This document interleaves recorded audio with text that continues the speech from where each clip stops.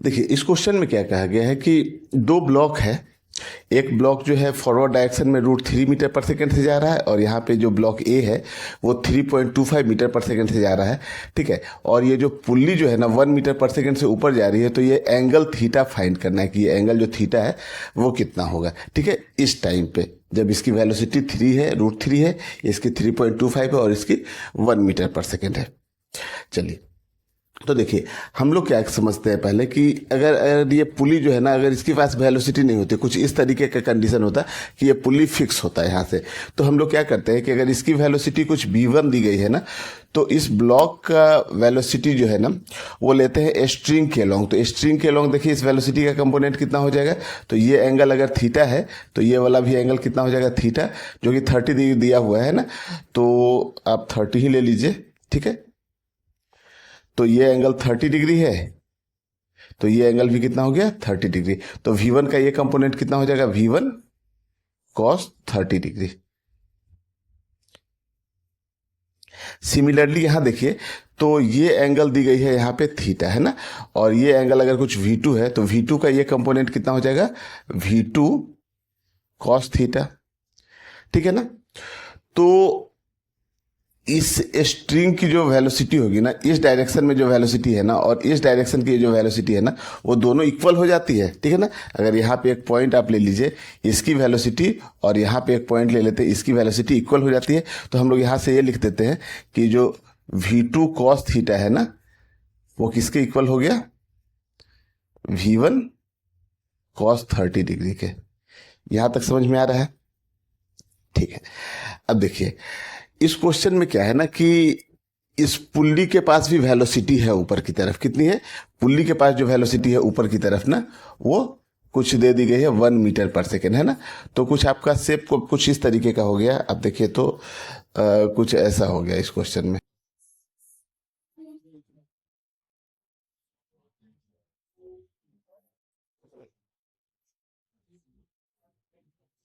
ठीक है।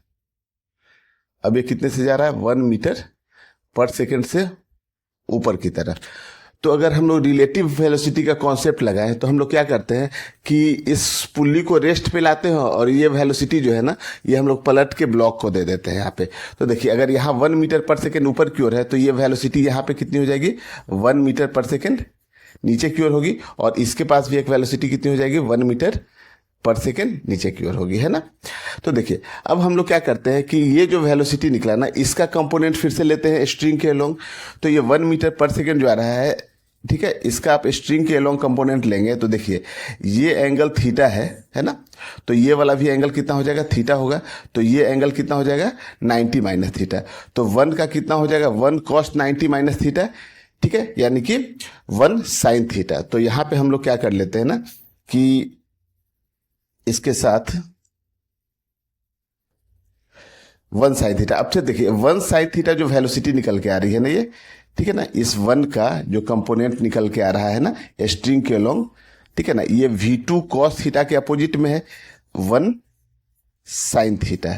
समझ में आ रहा है ना।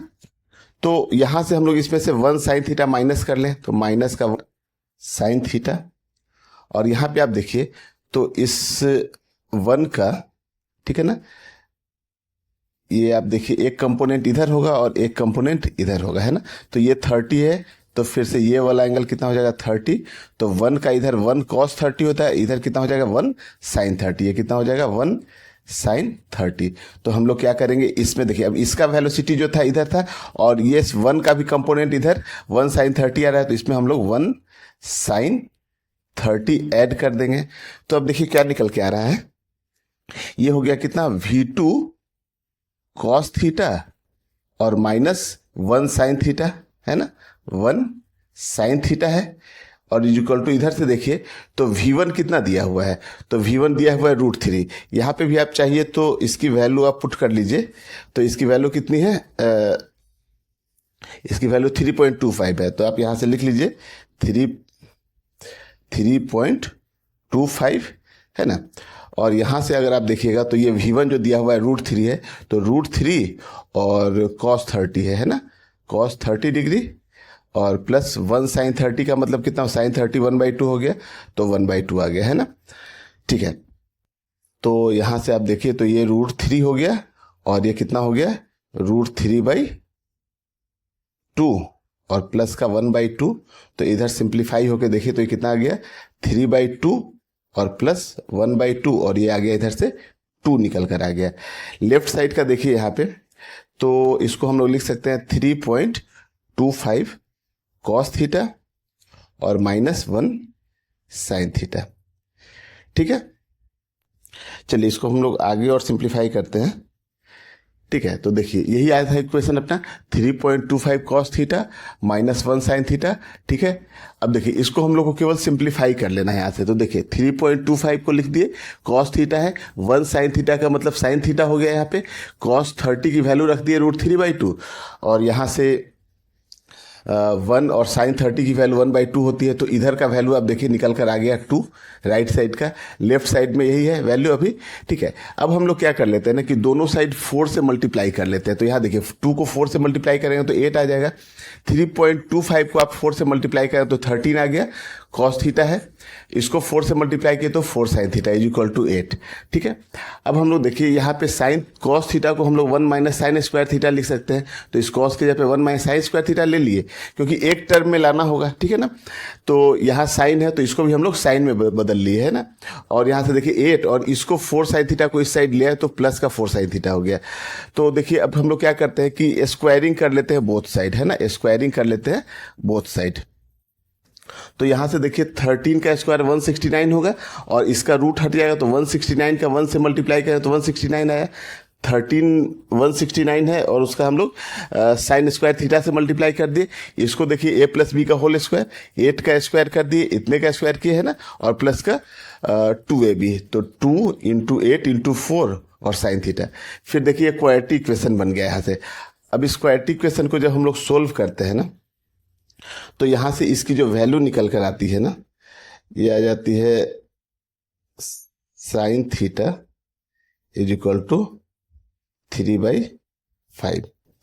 तो साइन थीटा जब 3/5 आएगा ना, तो ऐसे देखिए एक ट्रायंगल अगर हम लोग बना ले और ये थीटा है, ये 3 है, ये 5 है, तो ये कितना हो जाएगा, 4 हो जाएगा। अब साइन थीटा की वैल्यू 3/5 है, तो यहां से आप देखिएगा तो टेन थीटा जो निकल कर आएगा ना, वो कितना हो जाएगा, 3/4। तो यही आपका करेक्ट आंसर है।